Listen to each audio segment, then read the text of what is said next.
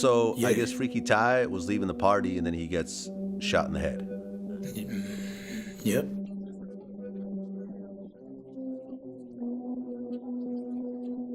Freaky Tah was Queen's royalty before the crown was even a thing. Wild with style, loyal to the bone, and untouchable on the mic. He was the spark that lit up the Lost Boys and gave the streets their voice. We make music and we put the soul back in hip hop. So all y'all cats that ain't got no soul, y'all better step to the left, straight up, cause it's coming. But tragically, that light was cut short, stolen by the same senseless violence that has claimed too many talented rappers. Freaky Tah was born on May 14, 1971, right in the heart of South Jamaica, Queens. And if you know anything about Queens, you already know it's a breeding ground for talent. This is the same place that produced 50 Cent, Tony Yayo, Lloyd Banks, Nicki Minaj, streetball legend Skip to My Lou, the rap group Onyx, and even NBA star Lamar Odom. But before the world knew him as Freaky Tah, his real name was Tahlik Rogers, and back then, he was just a neighborhood kid known for his big heart, kind spirit, and fly sense of style. People who grew up around Tah always described him as generous and genuine. He wasn't the loudest or the toughest guy on the block, but he had an energy that drew people to him. He cared about others, looked out for his friends, and carried himself in a way that made people respect him. That personality would later become a big part of what made him stand out in hip-hop. Tah's life took a major turn when he met Terrence Kelly, who the world would later know as Mr. Cheeks. Their first meeting was about as Queens as it gets. Tah's father was fixing a refrigerator at Cheeks' grandmother's house, and that's where the two kids crossed paths. From that moment on, they clicked instantly. They grew up together in South Jamaica, running the same streets, sharing the same experiences, and bonding over their love for hip-hop. As time went on, their circle expanded when they linked up with another neighborhood kid, Eric Lou, later known as Pretty Lou. By the time the three of them reached high school, they were inseparable. Music was the glue that held them together. They weren't just friends messing around with rhymes, they were serious about it, spending hours writing, freestyling, and dreaming about making it out through hip-hop. Things really started to come together when they met a talented DJ named Ronald Blackwell, who would soon be known as DJ Spig Nice. With Spig Nice handling the turntables and Tah, Cheeks, and Lou on the mic, the group felt complete. They originally called themselves the Stay Fresh Crew, a name that reflected their style and confidence. Later on, they switched it up and became the Lost Boyz, inspired by the 1987 cult classic film The Lost Boys, a movie about rebellious teenage vampires causing chaos. The Lost Boys came from when we was younger in school, you know what I'm saying? Just me, Spig Nice, Lou, Freaky Tah. We used to meet up before school and just, go to school together. We used to be the Stay Fresh Crew. After that, after a while, we just got older and we seen the movie Lost Boys. Bang, you know what I'm saying? We felt that we was dumb cats in our area, like they was running wild like that. So that's where it came from, Even with the name and the talent, success didn't come easy. The Lost Boys spent years grinding and hustling to get their music heard. They were living the reality they rapped about, trying to survive while chasing a dream that felt just out of reach.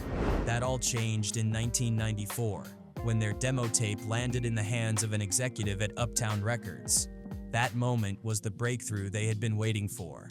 Their debut single, Lifestyles of the Rich and Shameless, introduced the world to their unapologetically real storytelling. The song painted vivid pictures of life in South Jamaica, both the struggles and the temptations. It connected instantly, breaking onto the Billboard Hot 100 and earning them a record deal with Uptown. They followed that up with Jeeps, Lex Coups, Bimaz, and Benz, a flashy anthem celebrating hood luxury and the cars rolling through the block. The song performed even better, but it was Renee that truly defined their legacy. Based on a true story, Renee told the tragic tale of a young woman from their neighborhood who was killed in a drive-by shooting. Featured on the Don't Be a Menace to South Central, while drinking your juice in the Hood soundtrack, the song hit hard.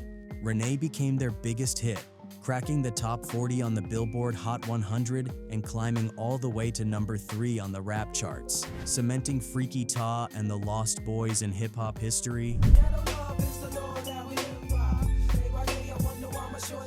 The hits just kept coming. After Renee took them to another level, the Lost Boys followed up with their fourth single, Music Makes Me High, and it did exactly what it was supposed to do, keep their momentum rolling strong. By 1996, everything was lining up, and that's when they dropped their debut album, Legal Drug Money. The album brought together all the records people already loved, along with a brand new single, Get Up. That song came with something extra too. The music video showcased the LB slide, a dance the group created themselves, and it quickly became part of the culture. The album hit hard across the board. It peaked at number 6 on the Billboard 200, reached number 1 on the R&B/hip hop albums chart, and went gold. That same year, the Lost Boys stepped onto an even bigger platform when they appeared on the Red Hot Organization's compilation album, America is Dying Slowly. The project featured major names like Wu-Tang Clan and Fat Joe, and was created to raise awareness about the AIDS epidemic in the black community. For the Lost Boys, this wasn't just about activism or optics, it was deeply personal. Mr. Cheeks had lost his father to AIDS-related illness, Pretty Lou had lost his father too, and Freaky Tah had lost his mother the same way. So when they contributed to the album, it came from a real place. Even as their fame continued to grow, Freaky Tah stayed grounded. Success never changed him. He was still the same guy from the neighborhood, always thinking about where he came from and who came up with him.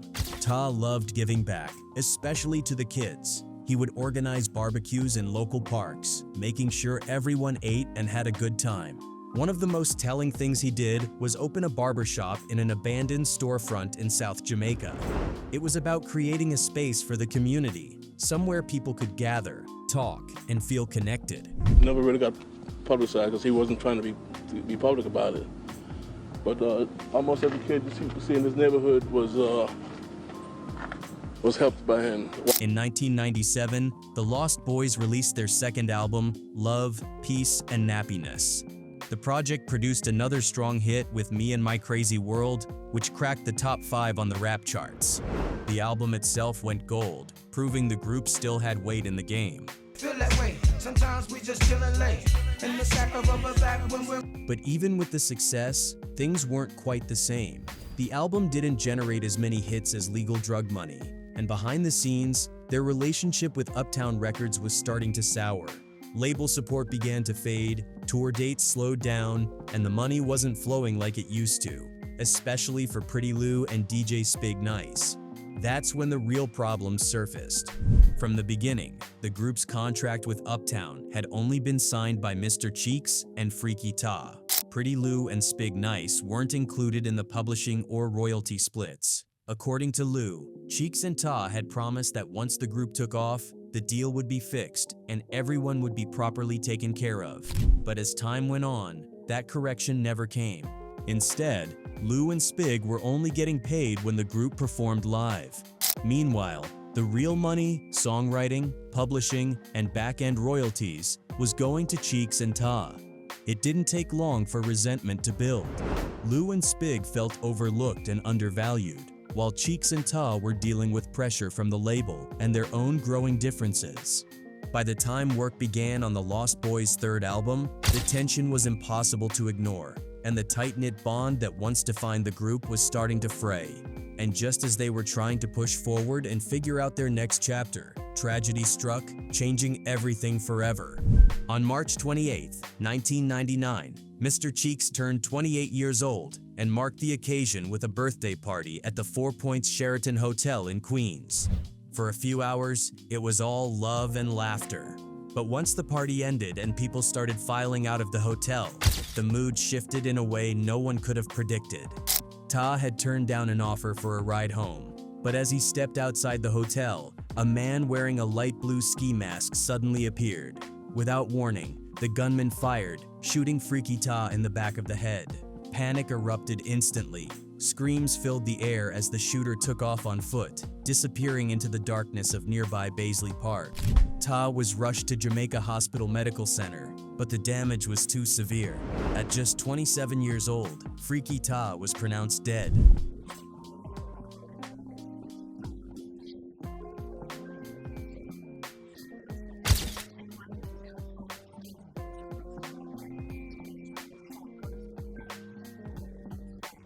The news sent shockwaves through Queens and the hip-hop world. Nobody could believe it. Someone who had always moved with love and generosity was gone in an instant. The NYPD immediately launched a full-scale investigation, and as they dug deeper, a disturbing backstory started to take shape, one that had been brewing quietly for months. It pointed to a growing feud between two Queens-based street crews that had ties to rap groups, the Lost Boyz, and another crew known as the Hellraisers. This tension didn't come out of nowhere. According to investigators, it started months earlier when a member connected to the Lost Boyz was robbed. The victim's name was never publicly revealed, but what mattered was the message it sent. The robbery wasn't a one-off. Reports suggested that members associated with the Hellraisers were repeatedly targeting people tied to the Lost Boyz. What began as street-level friction slowly escalated into something much more dangerous. Eventually, someone from the Lost Boyz extended circle decided enough was enough. In an act of retaliation, a member of their crew shot and killed Michael Saunders, who was affiliated with the Hellraisers. But the thing was, Michael wasn't even involved in the robberies. He had nothing to do with the beef that sparked the violence. His death only made things worse. Michael's family was devastated, especially his brother, Kelvin Jones. Consumed by grief and anger, Kelvin vowed to get revenge. For months, he searched for the person responsible for his brother's death. The only thing he knew for sure was that the person responsible was connected to the Lost Boyz. Then word reached him that the Lost Boyz and their associates would be at a party at the Four Points Sheraton Hotel on March 28, 1999. So he recruited two men, Ryan Fritch and Rasheem Fletcher, to help him carry out the plan. The three of them drove to the hotel and parked outside in a van, waiting. Hours passed. Then, sometime in the early morning, people began spilling out of the hotel. That's when Kelvin made his move. Wearing a ski mask, Kelvin stepped out of the van and blended into the crowd. He wasn't looking for the real killer anymore. His focus locked onto someone he knew was deeply connected to the Lost Boyz, Freaky Tah. Without hesitation, Kelvin raised his gun and fired 2 shots into the back of Tah's head. When Kelvin was eventually arrested, he confessed to the killing and admitted that he had targeted Freaky Tah because he mistakenly believed Tah was the cousin of the man who killed his brother. That belief was completely wrong. Tah had nothing to do with Michael Saunders' death. He wasn't involved in the earlier conflict at all. Freaky Tah was killed because of a false assumption. But even after Tah's death, the violence didn't stop. Just 3 days later, on March 31st, 1999, another life was taken. This time, the victim was Roderick Paget. Corey Boosie, a member of the Lost Boyz extended crew, believed Roderick had played a role in Freaky Tah's murder. Overcome with a desire for revenge, Corey went looking for payback. But once again, the information was wrong. Roderick Paget had nothing to do with Freaky Tah's killing. Still, that didn't save him. When Roderick was approached by 2 men, he immediately sensed danger and tried to run. Desperate to escape, he attempted to jump a fence, but got tangled in it. Trapped and unable to move, he had no chance.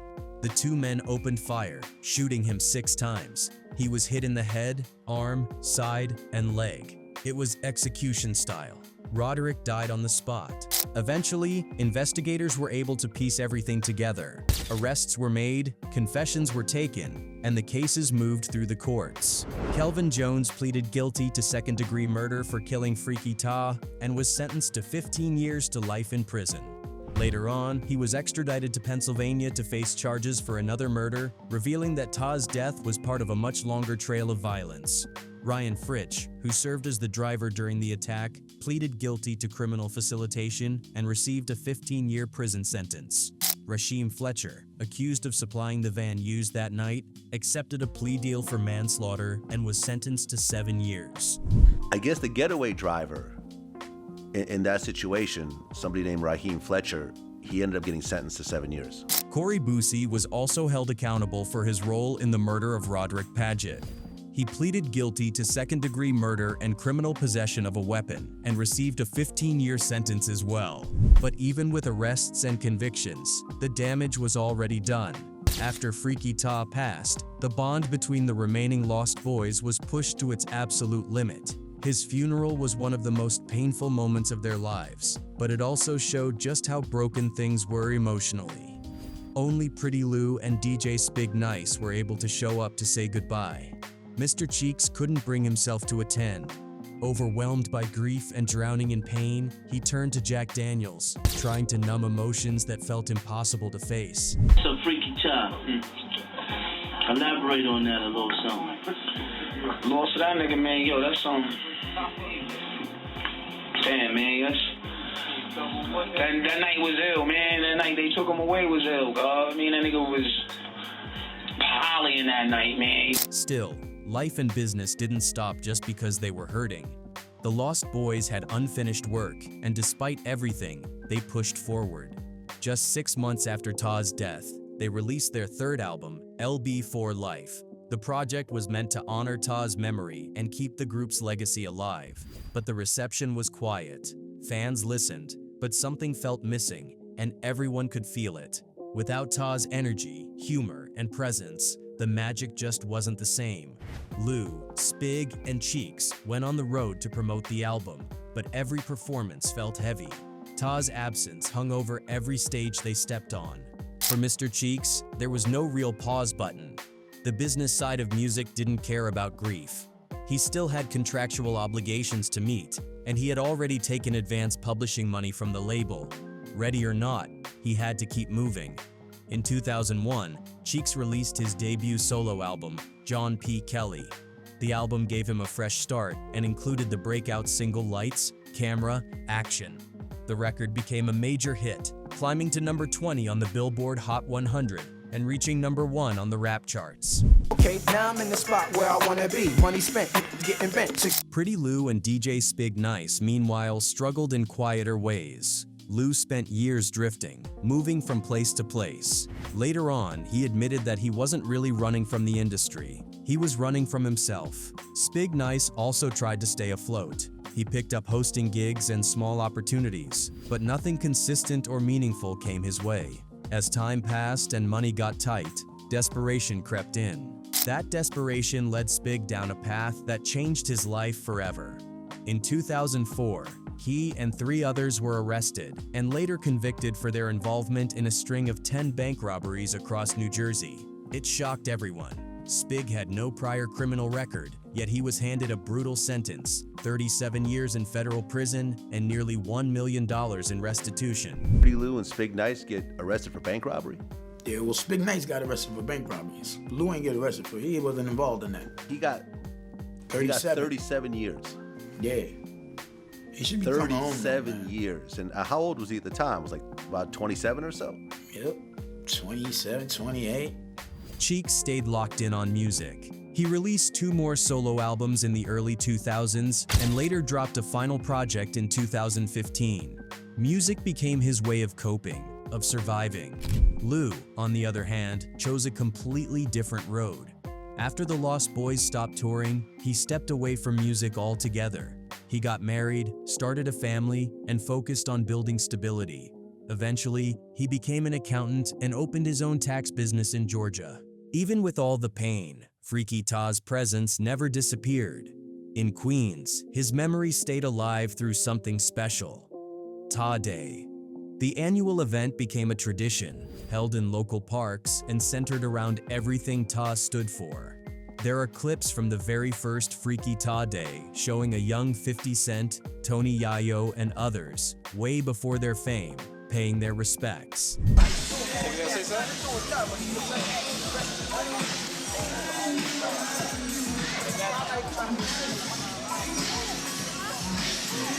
Back in school too.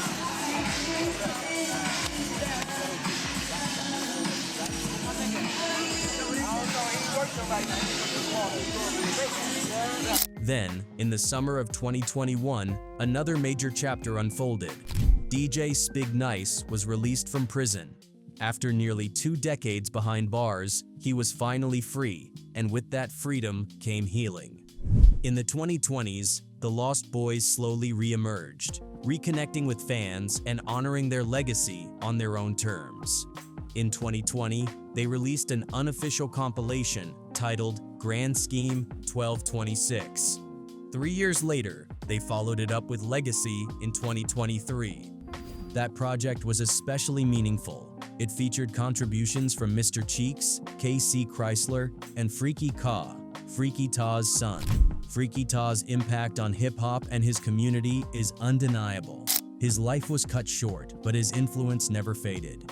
Through the music, through Tah Day, through his friends, his fans, and his son, Tah's spirit continues to move forward.